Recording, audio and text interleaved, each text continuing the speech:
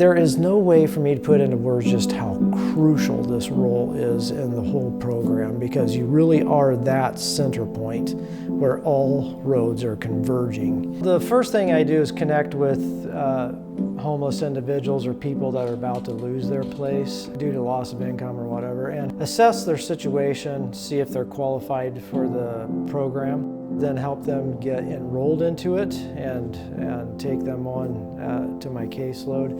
And then we begin applying for assistance, and rental assistance, and once they're approved for that, we begin to get them identify places, apply to various places, and once they're approved, we move them into permanent housing, which is often a very happy day with many tears for them. And then for the long term, like 3 or 4 years out into the future, we work with them in case management to help their whole life become stabilized. Hey, Jeff. We've been homeless roughly about 7 years. The majority of us have been here in Forest Grove. We have been trying for the last 3 years to get our housing acquired.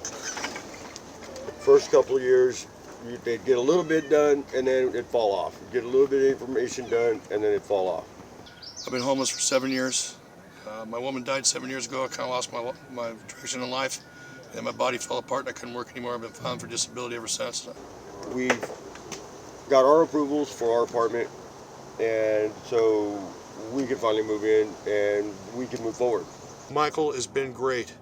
You know, when we first started, we ran a few places. There was a place where we got there, and 5 minutes later, both those places were rented. And me and him had a talk on the phone. When I found out about this place, I said, luck happened again. The rentals office was only open for 5 minutes. I happened to be the first one in there, and they said they got 2 apartments. I said, I don't care, I'm taking one, file it out. And he filed that night. After his hours, he was on the phone with me and he got the job done. I can't say more for the guy. You know, most of the people that I'm working with are motivated to get themselves financially stable, but they need housing stability to get there. So that housing stability is huge, because then they feel like they can actually do it. They can accomplish their goals. I'm so excited I can hardly see straight. It's like, for real? Is this real? Yes. Yes, it is. It's real. So my plan is I would like to get sober and put like a roast in the crock pot and, take like 50 bubble baths, in one day, and watch cartoons and, snuggle in bed with my husband and have my feet. She is a nester. She does. Just try to find myself. One of the things I tell everybody on my caseload, that I'm not just a case manager, I'm your friend. Our paths have merged and we're in this journey together. And then it's like I just do a constant reminder, where we're on phone calls or in person, I just constantly say, look, you're amazing, and here's all the reasons why you're amazing. Trying to convince them that they're worthy of housing and they're not the loser that they've been told they are. And so there's a lot of re-education of the individual to say, hey, you can do this, I'm here for you, and you're worth it. I spent a long time being by myself in the field, depressed. There's been a few times. There was one time I went and told my son, I met up with him later, said, I'm tired of this. I don't want to be here anymore. And he knew I wanted to commit suicide. He made me realize how important it was to be a father again.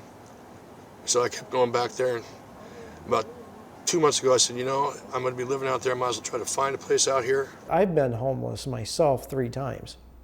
I've got the skills and I've got the resources, but I don't have the time, because surviving is full-time work. I just don't have the time to connect to the resources I even know about myself. All the stuff that we would do, which would be chores, basically, they're chores, but that's what you have to do out here. Now we won't have to necessarily do that, so we can focus on taking time to do the other things that we need to do. I mean, I've had people just, once we get the keys and then we walk into the living room, they're in tears. And to me, I've been doing this kind of work for 29 years, but even today I can't do it without crying. Because there's my brother or sister whose life has changed. And what's happened then, I'll call them. I said, let's get an appointment to come up with the next phase of your case plan. You know, look at employment, look at college or whatever. And I've had so many of them said, look, I've already been making phone calls. I've already been applying.